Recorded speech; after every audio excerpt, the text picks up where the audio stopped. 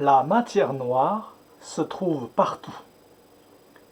La matière noire est simplement une matière sans charge électrique apparente. Elle est présente partout où il y a de la matière visible. Voici pourquoi. Les matières visibles. L'analyse des matières visibles montre un point commun. Elles ont toutes un aspect électrique non nul. Soit leur charge électrique est non nulle, comme l'électron, soit leur moment électrique est non nul, quand leur charge électrique est nulle. Par exemple, le neutron. L'existence du moment électrique induit un moment magnétique. Une matière visible se décompose toujours en plus petits éléments chargés électriquement. Ou bien cette matière est elle-même chargée électriquement. On en déduit qu'une matière noire a une charge électrique apparente nulle et un moment électrique apparent nul. C'est le cas du neutrino nu. Et leur moment magnétique apparent est nul. Candidat à la matière noire. Le seul candidat possible dans le modèle standard est le neutrino nu. Le neutrino nu a été mis en évidence lors de la désintégration bêta. Pendant cet événement, une collision entre un proton P+, et un neutrino nu a eu lieu. Cette collision donne naissance à un mu méson et à un pi méson. Voici l'équation. P plus un nu égale à mu moins plus un pi plus. Alors, pi plus parce qu'il faut respecter la conservation des charges électriques. Le muon ou le mu méson a une charge négative. Et le méson pi, il porte forcément deux charges positives, de sorte que l'ensemble devient une charge positive, comme à gauche pour le proton. Voici la photo de la collision proton et neutrino. C'est l'image de Argonne National Laboratory. Cette image est rendue, qui est tombée dans le domaine public, qu'on peut trouver sur Internet. On voit du haut vers le bas le proton path. C'est le proton qui descend un peu du haut vers le bas, du gauche vers la droite, et il croise un neutrino qui est invisible. Et cette collision donne naissance à donc un mu méson et un pi méson. C'est les deux traits issus du point de collision.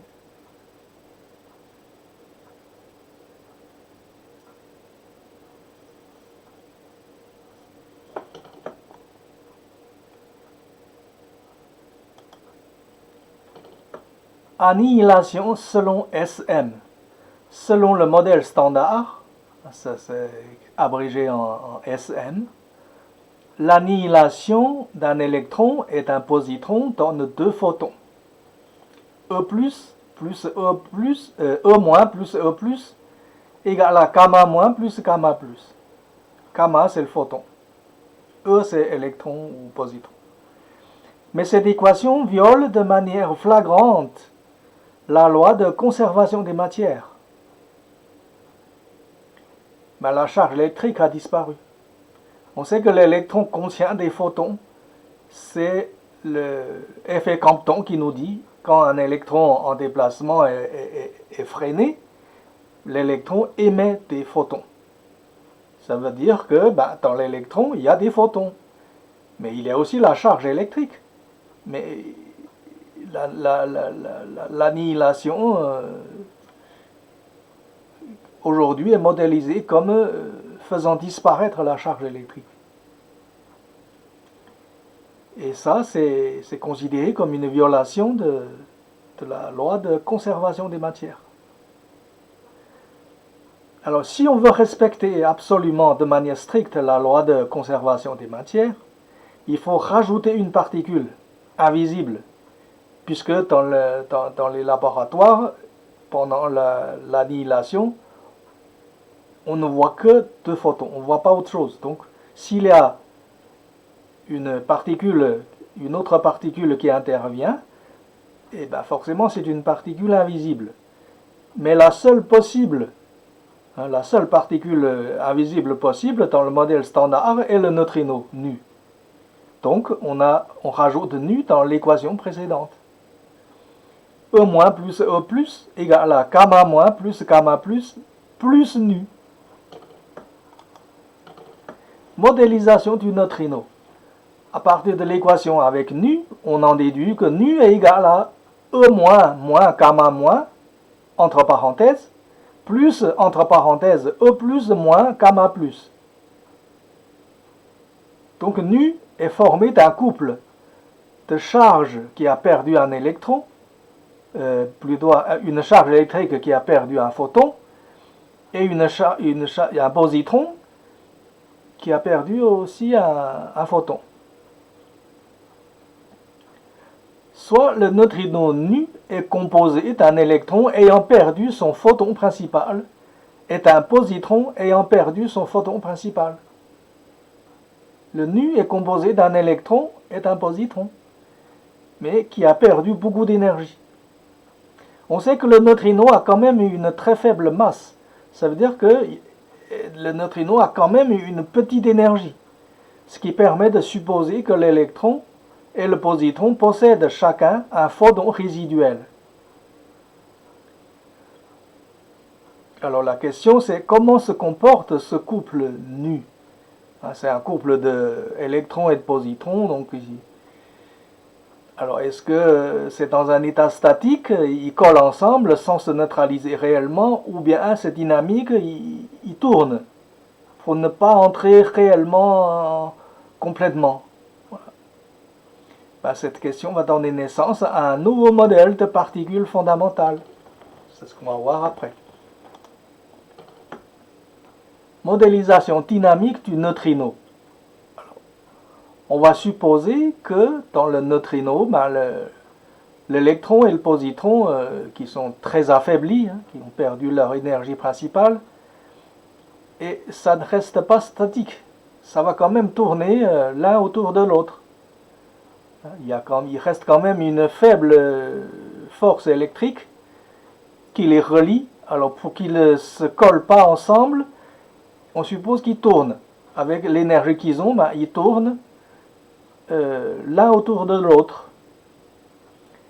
Et sa trajectoire, ça serait donc une sorte de cercle avec un rayon R, avec une vitesse orbitale V. C'est la vitesse tangentielle de rotation.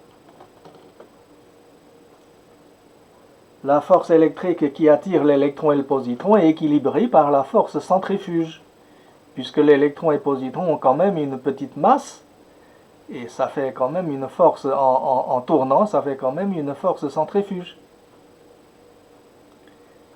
Et à partir de ce modèle, on peut supposer que le neutrino a différentes vitesses possibles, donc différents niveaux d'énergie.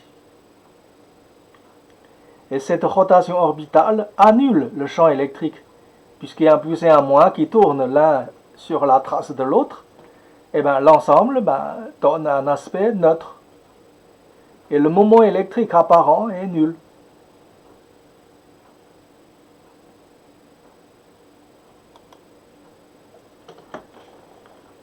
À partir de ce point qu'on a examiné, là, on en déduit un autre modèle non standard.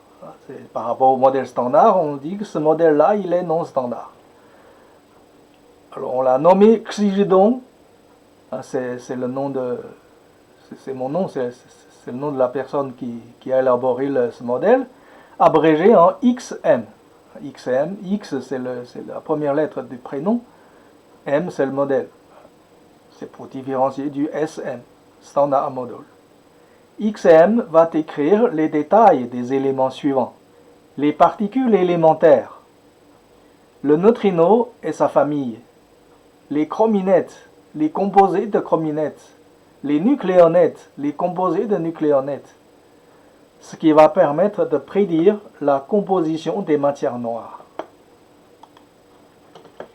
Les particules élémentaires. Dans XM, il n'y a que deux particules élémentaires, qui sont le photon et la charge électrique pure. Le photon, on distingue deux photons, il y a le photon plus et le photon moins, qui ont des rotations. Le photon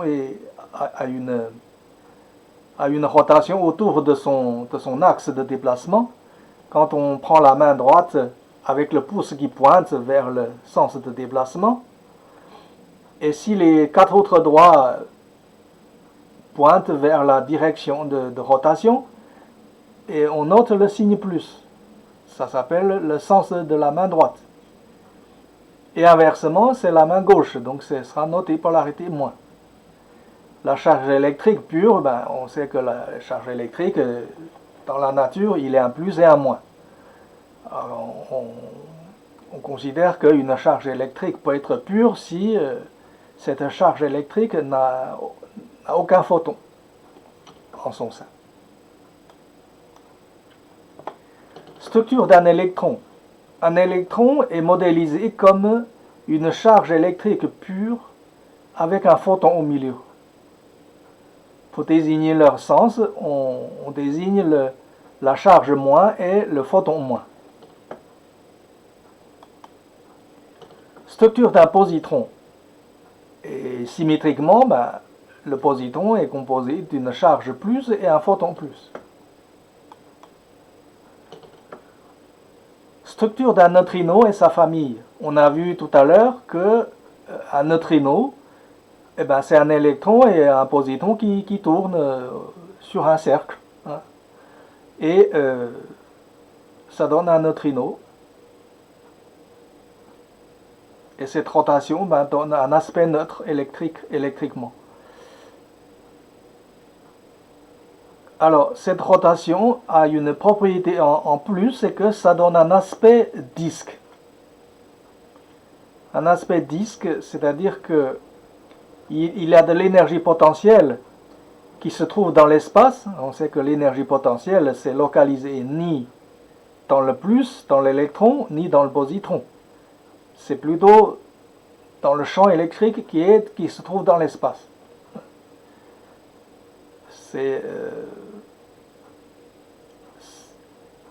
C'est pourquoi on modélise le neutrino comme un disque.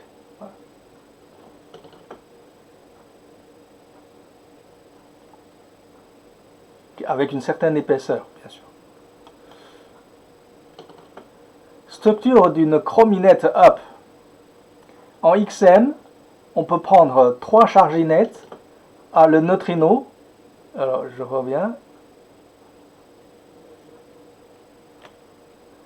Le neutrino, en fait, le neutrino, comme le neutrino dans le modèle standard désigne une particule fixe, mais en fait, avec le modèle qu'on a dans XM, on a toute une famille de neutrinos. Alors on lui donne un autre nom pour ne pas créer de confusion avec la définition du modèle standard. On appelle charginette. Charginette parce qu'il y a 2 charges qui se mettent en couple. C'est un couple de charges électriques qu'on lui a donné un nom. On lui a donné un nom pour faciliter la désignation charginette.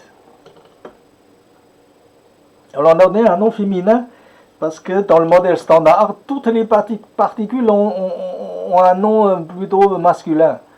Alors pour les nouvelles particules qui ne sont pas décrites dans le modèle standard, on lui donne un nom féminin. profite un peu de la particularité de la langue française pour personnaliser un petit peu les nouveautés. Alors, le neutrino, donc, le neutrino est membre d'une grande famille qu'on appelle charginettes. Voilà. Et les charginettes, avec le niveau d'énergie différent, ben, on peut avoir des charginettes de différentes tailles. Le rayon peut changer, la vitesse peut changer, et le photon contenu dans l'électron et dans le positron peuvent aussi avoir des niveaux d'énergie différents.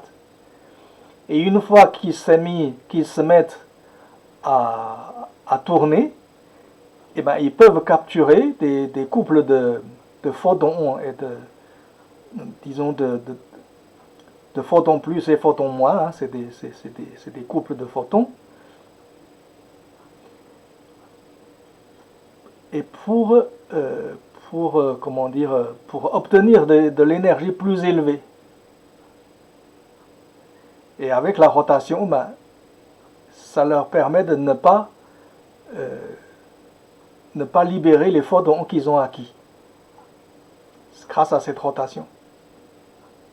Parce que l'annihilation va donner un neutrino ou une charginette de très faible énergie, mais ce neutrino-là, cette charginette de faible énergie, peut très bien acquérir à nouveau de l'énergie pour devenir plus énergétique. Et donc, sans s'annihiler. Alors, structure d'une chrominette AP, c'est, on prend 3 charginettes, 3 neutrinos, 3 charginettes, avec 2 niveaux d'énergie différents. Parce que, bon, ça c'est pour des raisons de compatibilité. Si on met des niveaux d'énergie identiques à des électrons, eh bien, on ne peut pas avoir plus comment dire, on ne peut pas en avoir plus de 2 avec l'orientation selon le modèle standard. Disons que c'est la loi de l'exclusion. Ici, on respecte quand même la loi d'exclusion. Donc, on prend 3 charginettes de 2 niveaux d'énergie et on va former. Donc, il y en a 2 qui ont le même niveau d'énergie et la 3e charginette qui a un niveau d'énergie différent. Ah, si les charginettes de bleu et orange ont une vitesse v, alors la verte a une vitesse orbitale 3v. Pour que au sommet de 3 points de contact, hein, alors les 3 charginettes forment une chaîne triangulaire stable.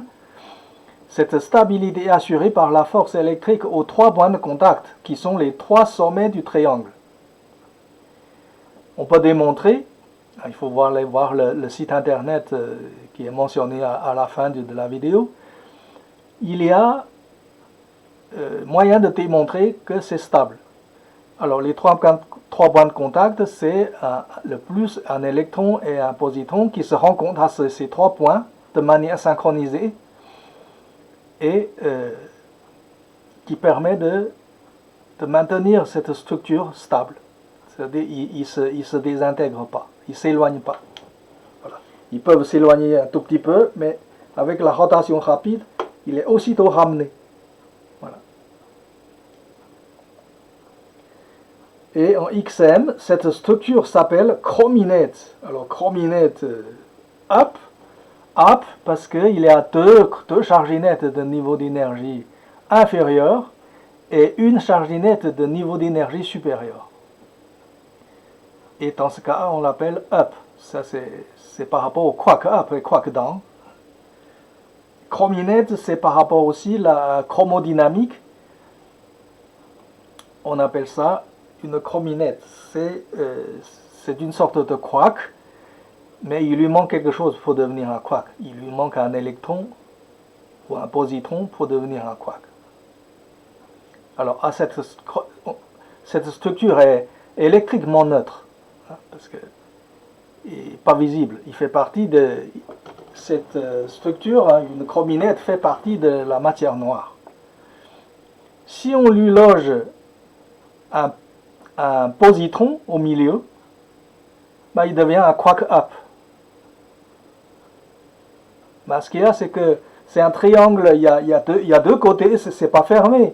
Alors du coup, ben, le positron peut s'échapper très facilement. Il suffit que la communette bouge, ben, le positron n'arrive pas à le suivre. Donc c'est pour ça qu'un quark n'est pas stable. Le positron au milieu ben, n'est pas retenu de manière très stable. Un mouvement brusque, hop, l'électron et le positron sera perdu. Structure d'une chrominette down, bon, de la même manière que la chrominette up, on met deux charginettes d'énergie supérieure et une charginette d'énergie inférieure et on obtient une chrominette down. Et aussi, c'est une structure neutre. Pas de charge électrique apparente, pas de moment électrique, pas de moment magnétique, c'est invisible. Mais c'est une matière stable. La démonstration de la stabilité, il faut aller voir le site internet. Parce que les calculs sont trop longs et on ne va pas le détailler ici.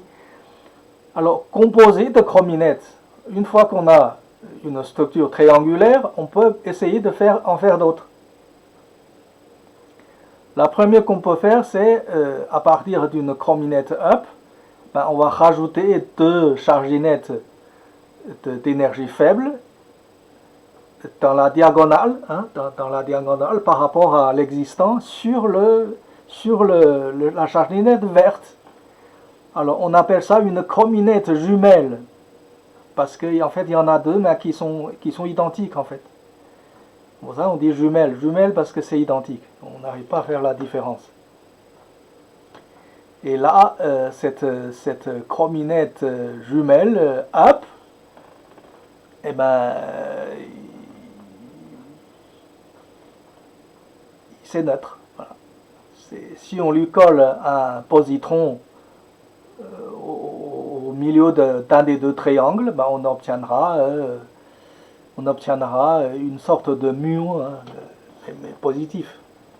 Et on va voir. Alors, si on va voir le suivant, la composée de chrominette jumelle down. Le down, on peut mettre un électron au milieu.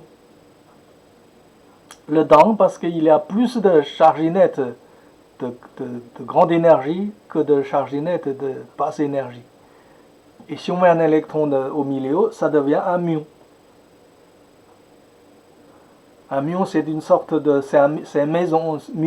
c'est un mu maison. Au début, on l'appelait mu maison. Mu maison, en fait, c'est une combinaison de quarks. C'est une combinaison de quarks comment dire, qu'on les nomme maison. Voilà. Ici, on a deux identiques et c'est un muon si on met un électron dedans. Si on met rien, bah, on l'appelle chrominette jumelle down. C'est une matière noire, c'est invisible, c'est une particule invisible. Composé de chrominette. Alors, chrominette double down. Alors, on prend une chrominette up et on prend sur l'une des arêtes, on a trois côtés, on prend un côté et quand c'est l'énergie faible, on lui colle deux charginettes d'énergie supérieure. On obtient une combinaison comme ça. C'est un down parce qu'on a trois charginettes d'énergie supérieure et deux charginettes d'énergie inférieure. Donc en bilan, bah, on a plus de supérieur que d'inférieur, donc on appelle down. On appelle down parce que c'est le lourd qui emporte, alors ça tire vers le bas. Bah. Enfin, c'est une façon de retenir les choses. Composé de chrominette up. Alors si on prend une chrominette down et on prend un côté qui a une énergie supérieure, on met deux d'énergie inférieure. Deux charginettes d'énergie inférieure. on obtient encore une chrominette double, parce qu'on a deux chrominettes qui sont un petit peu liées, hein, qui ont une côte mitoyenne. Et c'est un up parce qu'il y a 3 charginettes d'énergie inférieure et 2 charginettes d'énergie supérieure. Donc, c'est le léger qui emporte. On dit que c'est up. Voilà. C'est l'énergie plus basse. On considère qu'il tire vers le haut. Bah, on dit c'est up parce que c'est le léger qui emporte. Voilà. Composé de chrominettes triple down. Alors triple, c'est-à-dire qu'à partir d'une chrominette jumelle down, bah, on fait pareil, on prend encore une côte, un côté, mais on rajoute encore deux chrominettes d'énergie inférieure et on obtient 3 chrominettes. Voilà, on obtient 3 chrominettes. C'est down parce qu'il y a plus de chrominettes, il y a plus de charginettes d'énergie supérieure que de charginettes d'énergie inférieure. Il y a 4 verts et 3 oranges bleus, donc c'est lourd. C'est lourd, on dit que c'est down. C'est lourd qui emporte, on dit que c'est down. On dit 3-4 parce que quand il y a 3 chrominettes, eh bien, on verra que dans les chrominettes triples, il peut avoir 3-4, il peut aussi avoir 2-5. Le 3-4 pour différencier du 2-5. Chrominette triple up, 4-3. Il y a 4 up et 3 down. Si on prend une chrominette jumelle up, et sur un côté qui a l'énergie faible, on rajoute 2 charginettes d'énergie supérieure. Et on obtient encore une chrominette triple. Et le bilan, c'est qu'on a 3 charginettes d'énergie supérieure et 4 charginettes d'énergie inférieure. Et on appelle ça up. Chrominette triple down, 2-5. Alors, là, on prend une chrominette up et sur les deux côtés d'énergie inférieure, pour chacun, on met 2 charginettes d'énergie supérieure. On obtient à nouveau 2 chrominettes supplémentaires. Ça fait donc 3 chrominettes. On dit chrominette triple. Et dans 2-5, parce qu'il n'y a que 2 charginettes d'énergie inférieure. Et il y a 5 charginettes d'énergie supérieure. Voilà.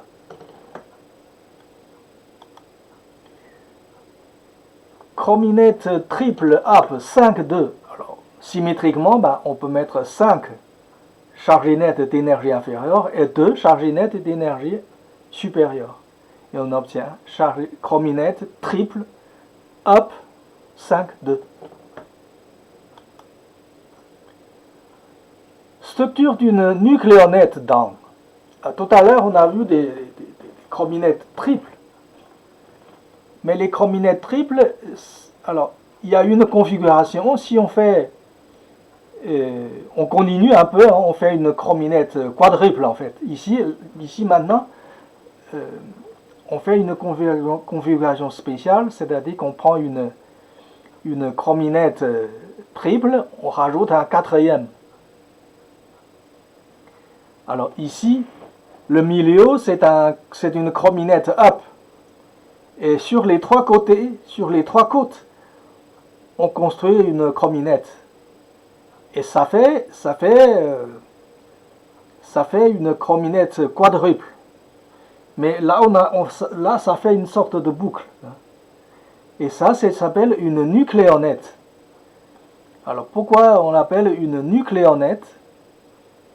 Parce que si on met des charges au milieu des chrominettes, on peut, ici, on obtient qu'est-ce qu'on obtient? On obtient un proton, un neutron. Non, ici, si on en met partout, ça fait un neutron. Ça fait un neutron parce qu'il y a, il y a, il y a, il y a, il y a deux quarks up et deux quarks down.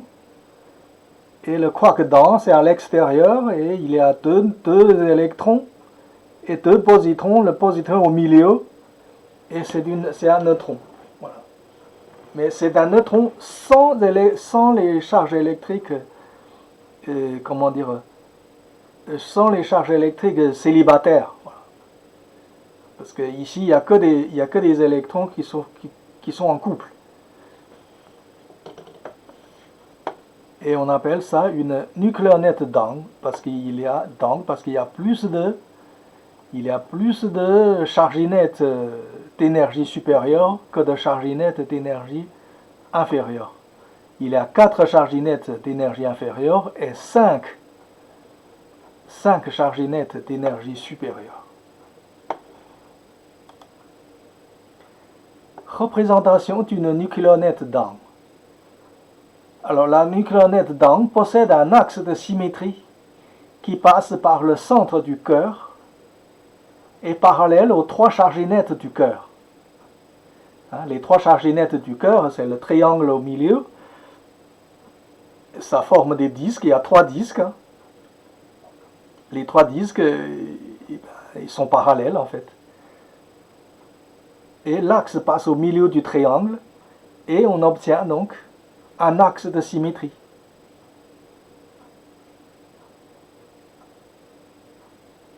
Alors on rajoute un grand triangle pour entourer l'ensemble. C'est pour faciliter les combinaisons quand on va faire des noyaux qu'on forme des noyaux atomiques. Ça permet de mieux se repérer. Structure d'une nucléonette up. Voilà, c'est symétrique au down. Maintenant, on a 5 charginettes d'énergie inférieure et 4 charginettes d'énergie supérieure. Voilà. Et ça fait un proton. Si on met des positrons dans les deux chrominettes up et un électron dans la chrominette du bas, là, qui est sur le périvérie, mais au cœur on met rien et c'est un proton. Parce qu'il y a deux positrons et un électron, et l'ensemble, la charge est positive. Et ben, le positron, l'électron qui est au milieu, là, ben, c'est pas stable, et l'électron n'est pas stable, du coup,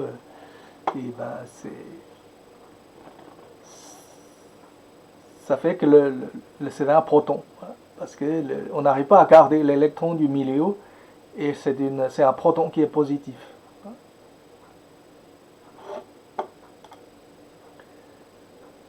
Représentation d'une nucléonette up.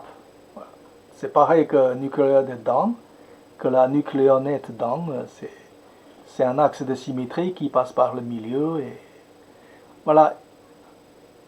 On a encore une nucléonette up ou down. Ce sont toujours des particules neutres, des matières noires, qui n'ont aucune charge électrique apparente, aucun moment électrique, aucun moment magnétique apparent.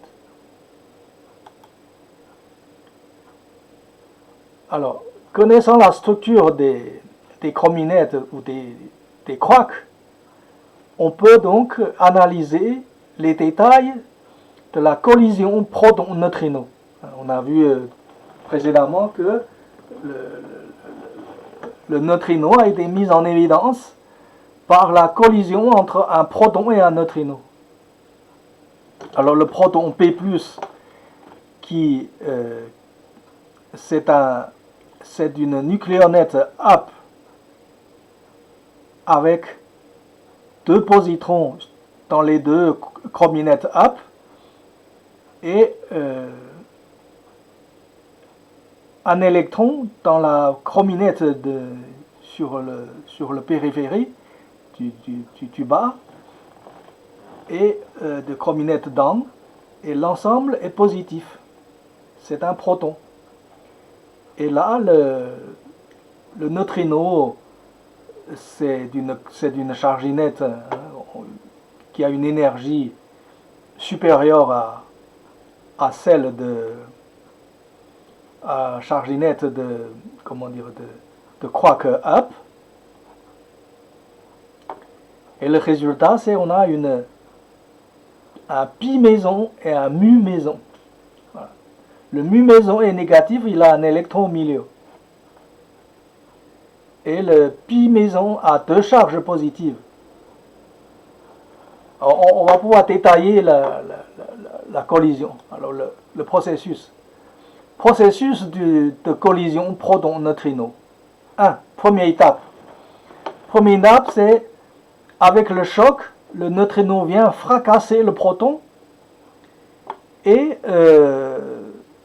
ça va faire tomber on va dire, ça va faire tomber les deux chrominettes up, en fait, seulement les fragments.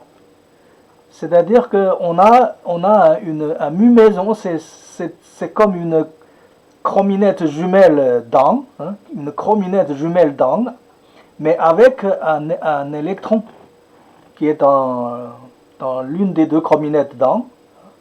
C'est un mu méson qui a une charge entière, négative, comme un électron.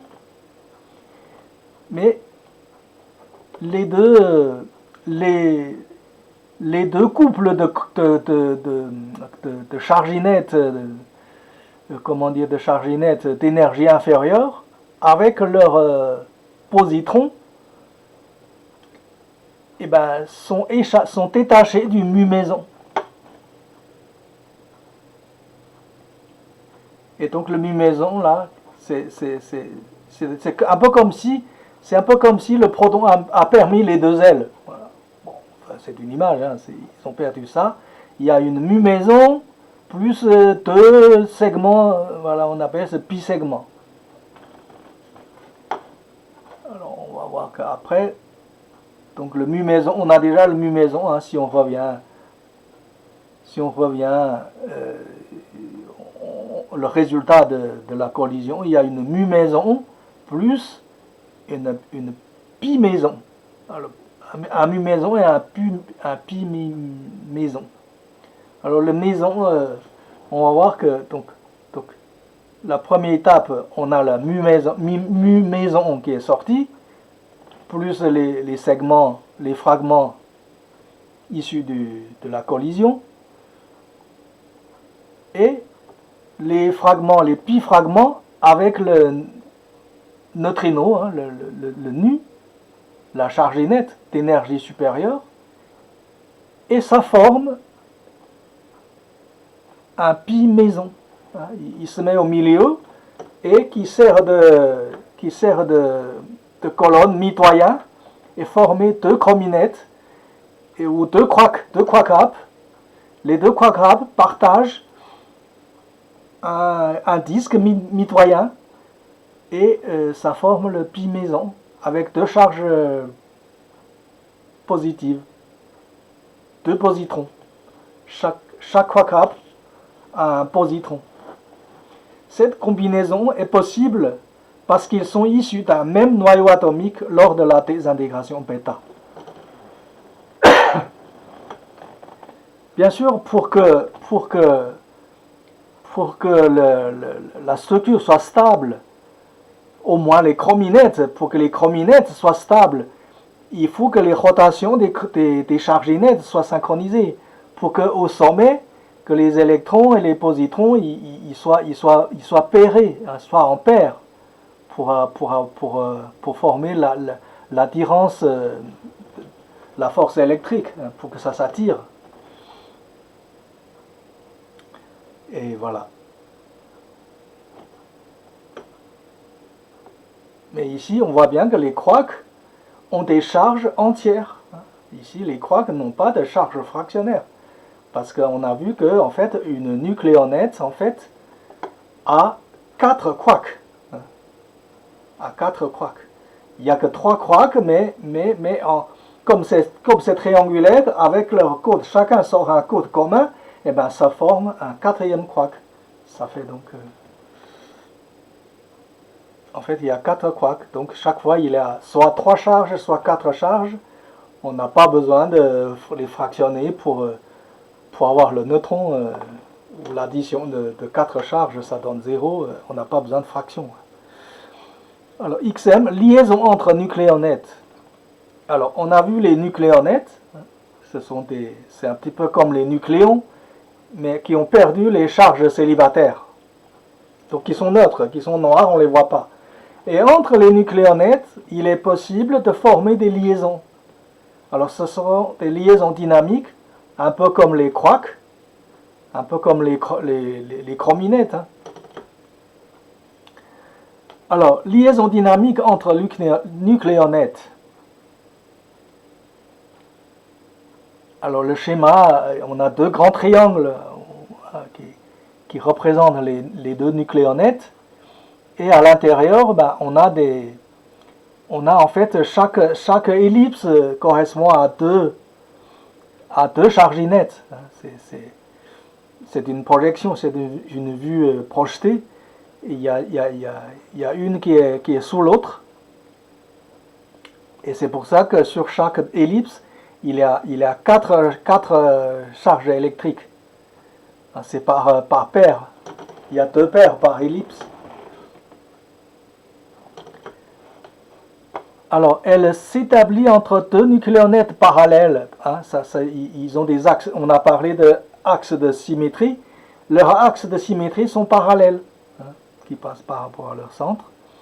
Une liaison dynamique est énergie positive. Hein, les liaisons dynamiques, là, ont des énergies positives. Une telle liaison est constituée de 8 couples de charges électriques, de signes opposés. Chaque fois, il y a un plus et un moins, hein, il y a un plus et un moins, et par la rotation, comme il y a 2 couples, et ben, chaque côté, il y a 2 couples, mais disons, chaque ellipse a 2 couples, comme chaque ellipse, il y en a une qui cache une autre, ben, chacun c'est 2, donc en fait, on en voit 4, mais multiplié par 2, ça fait 8. Et chaque couple de charges se rencontre à un point de contact une fois par période. Soit c'est V, soit c'est 3V. Bon, on dit période, c'est parce que tous les V, hein, c'est la période la plus faible. Hein, à chaque période correspond à V. Et ben, il se croise à cet endroit. Celui qui va 3 fois plus vite, et ben, à cet endroit, par rapport à celui qui va moins vite, il se croise 3 fois, disons que il se croise une fois par période. Si tous les deux ont la vitesse de 3, ben, il se croisera 3 fois plus. Mais dans tous les cas, ils se rencontrent de manière synchronisée. Toutes les charginettes sont en rotation synchronisée. Parce que pour pouvoir se rencontrer toujours au même endroit, au même moment, il faut que la rotation soit synchronisée. Voilà, ça c'est une liaison dynamique. Et ça permet à 2 nucléons, à 2 nucléonettes, de s'associer. Composé de nucléonettes. Alors là, on a vu 2, mais on peut mettre 3. Hein. On a vu le cas de 2. Mais on peut, selon le même principe, rajouter un 3e. Et un 4e, pourquoi pas. Quand il y a 4, ben, il y a différentes configurations possibles, hein, comme un grand triangle ou un peu comme ça, là, avec un morceau qui manque ici, ou comme un parallélopipède. Là, il y a différentes configurations possibles quand il y en a 4 nucléonettes. Et avec 5, on n'a pas le choix, ben c'est que comme ça, avec 5.